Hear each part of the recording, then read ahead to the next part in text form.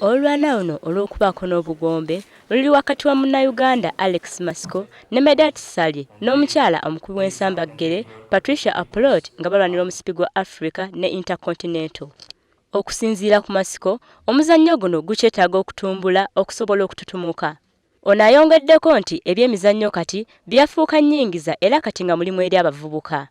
Abasinga abagenda ne balowooza nti no boxing ne kickboxing abazannya baba bayaaye babeera babbi. Tetuli babbi. Buli kyendi kyonna ye Sambagere.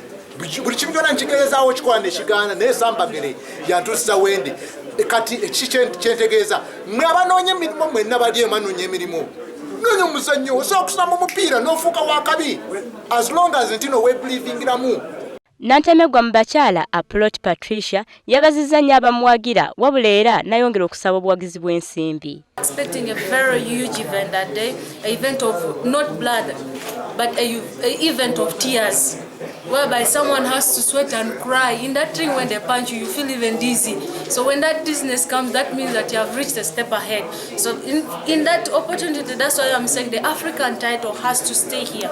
Mustafa Faith here is already a loser. Bw'abadde ayogera ku lwa TV ya WBS, Dennis Mawanda asuubiza nga TV eno bw'eri enneeteefuteefu okutumbula ebyemizannyo.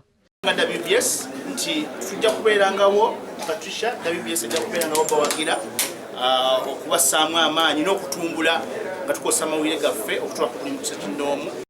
Alex Masiko alina 49, eŋŋomi zitonziiranga 3 yakawangulwa omulundi gumu, ate mu Misiri alina 49 yakawangula emirundi 3 ate yakawangulako 6.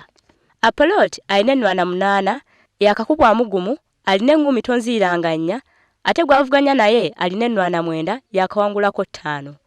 Olivia Nakate, WBS TV, Kampala.